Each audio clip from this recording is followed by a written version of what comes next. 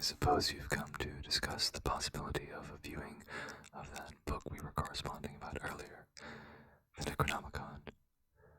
I should probably tell you no, but that isn't how my job works. Libraries aren't in the business of concealing knowledge. Still, I feel that in this particular case, I would be remiss in my duties if I did not provide you with at least some kind of warning prior to giving you access to it.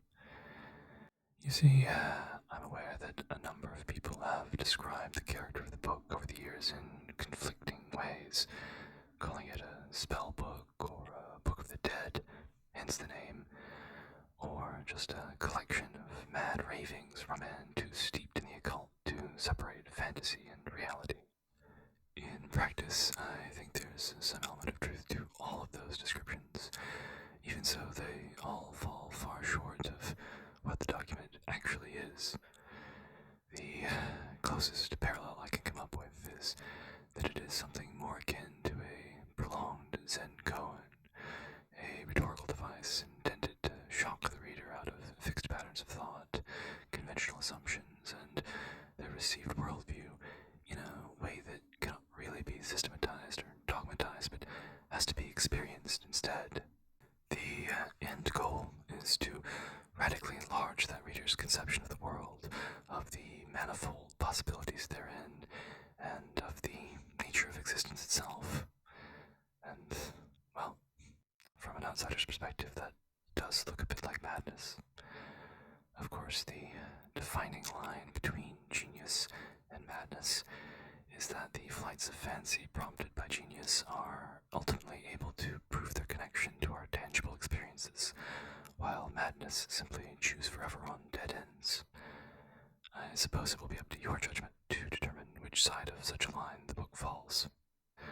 Stylistic details aside, the reason I feel I should warn you about this pursuit is that the perceptual barrier separating the everyday person from unguessed and undreamt of vistas of consciousness is a phenomenon which operates in both directions.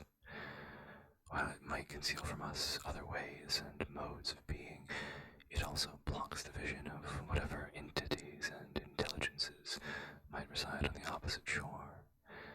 And I can assure you that the worst of them make our most vicious and hollow men and women seem quaint by comparison. If there's any saving grace, such as that concept could even apply to the present business, the text does provide certain means of defense for the newly awakened neophyte, thus the spells in this most unusual book of magic. The only recourse one has after shattering their edifice of protective ignorance is to gain sufficient mastery of the esoteric powers before anything too unwholesome takes an interest in them.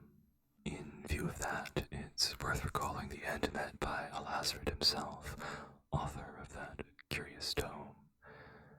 According to rumor, he was seized bodily from the midst of a bustling marketplace by some invisible force, and raised high above the crowd, screaming of hidden monstrosities and blasphemous secrets, before being shaken violently and torn to shreds by his unseen assailant. No one present felt so much as a breeze otherwise, so they took the strange events as some omen, the justly earned comeuppance of a hideous sorcerer. In my view, death, even a violent and grisly one, must be counted among the kinder fates ordained for those who peek so far behind the curtain of ordinary reality. There are yet worse outcomes easily imaginable, given the character of what lurks beyond. It should also be remembered that all known copies of the book itself are translations, so you are effectively entrusting your life and your sanity to the precision of late Renaissance scholars of Arabic. Not the kindest wager I can imagine. Even a perfect original copy would not guarantee success. There's no assurance the author didn't intentionally leave some surprises in the text. I'm put in mind of the rumors that Aleister Crowley included some explosive treats in his works on alchemy, perhaps as a test, or perhaps just because he was a twisted old bastard. Wizards are generally not to be trusted. A valuable lesson if you've not yet taken it to heart. However, if none of my warnings can dissuade you, I will show you to the reading room. I'll have to be present while you're in there, as a precaution, and the book cannot leave the library, but you're welcome to take notes, though facsimiles are likewise forbidden, so I'll have to request you